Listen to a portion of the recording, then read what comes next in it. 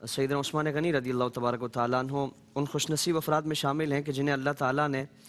دامن رسالت مآب صلی اللہ تعالیٰ علیہ وآلہ وسلم سے وابستگی عطا فرمائی۔ اور زمانہ جاہلیت میں بھی اگر ہم دیکھیں تو عرب کے معاشرے میں، جہالت زدہ معاشرے میں جو افراد اپنے اخلاق و کردار کی وجہ سے پہچانے جاتے ہیں، حضرت عثمان غنی رضی اللہ تعالیٰ عنہ ان میں شمار کیے جاتے ہیں۔ یعنی سخاوت ہو، شرم و حیا ہو، عفت و پارسائی ہو، پاک دامنی ہو، یہ ساری چیزیں اس معاشرے میں کہ جہاں شرم و حیا سے عاری معاشرہ ہے، وہاں اخلاقیات کا کوئی نام و نشان نہیں ہے، اس معاشرے میں سیدنا عثمان غنی رضی اللہ تعالیٰ عنہ آپ کا مقام یہ ہے کہ آپ انتہائی عفیف ہیں، شرمسار ہیں، پاک دامن ہیں اور انتہائی شرم و حیا کو اپنانے والے ہیں۔ آپ صلی اللہ تعالیٰ علیہ وآلہ وسلم نے جب اعلان نبوت فرمایا، اور اس سے قبل آپ کا ایک سوچ اور ایک آپ کی چاہت یہ تھی کہ جس طرح یہ خصوصیات آپ کی ہیں، جس طرح یہ شرم و حیا اور اخلاقیات والا معاملہ آپ کے ساتھ ہے، آپ یہ چاہتے تھے کہ پورے معاشرے میں اس طرح کا ماحول پیدا ہو اور پورا معاشرہ ایسا ہو کہ جس میں سب کی آنکھوں میں حیا ہو، سب کے کردار میں شرم ہونی چاہیے، عفت و پارسائی ہو، اور پھر برائیوں سے بچ کر معاشرے کو ترتیب دیا جائے، کسی پر ظلم و ستم نہ ہو، کسی کا حق غصب نہ کیا جائے، ظالم کی ظلم سے اس کو روکا جائے، مظلوم کی مدد کی جائے۔ یعنی آپ یہ چاہتے تھے کہ ان اخلاقیات سے بھرپور معاشرہ ہونا چاہیے، اور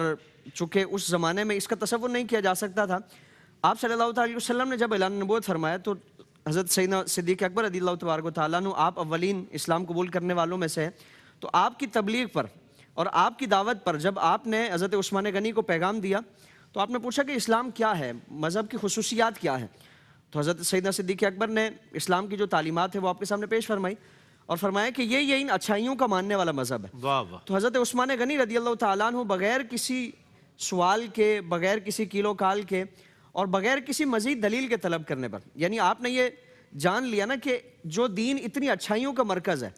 اور جو دین اتنے اعلیٰ اوصاف کا مجموعہ ہے تو یقیناً وہ اس قابل ہے کہ اس کو تسلیم کیا جائے، بغیر کسی تاخیر کے اس کو تسلیم کیا جائے۔ چنانچہ سیدنا عثمان غنی رضی اللہ تعالیٰ عنہ حضرت سیدنا صدیق اکبر کے ذریعے حضور کی بارگاہ میں حاضر ہو کر اسلام قبول کرتے ہیں، اور اس وقت سے لے کر تا دم شہادت آپ صلی اللہ علیہ وسلم کی خاطر اور دین کی خاطر ہمیں کوئی بھی مشکل مرحلہ ہو اس میں پیش نظر آتے ہیں، چاہے وہ مالی طور پر ہو، جانی طور پر ہو یا کسی بھی معاشرتی طور پر ہو۔ اللہ رب العالمین نے آپ کو جو حیثیت عطا فرمائی ہیں، ہر حیثیت سے کبھی بھی کسی بھی طور پر ضرورت پڑتی ہے، سیدنا عثمان غنی رضی اللہ تعالیٰ عنہ ان افراد کی فہرست میں ہمیں اولین نظر آتے ہیں کہ جنہوں نے اللہ رب العالمین کے دین کی سربلندی کے لیے اپنے تن من دھن اور کل کائنات سے متعلق جتنی بھی اللہ تعالیٰ نے اشیاء اور اعزازات عطا فرمائے ہیں وہ ان چیزوں کے ذریعے، آسائشوں کے ذریعے اور اسٹیٹس کے ذریعے اللہ رب العالمین کے دین کی خدمت کرنے والے ہیں۔ اللہ رب العالمین نے آپ کو بے پناہ خصوصیات سے بھی نوازا، اور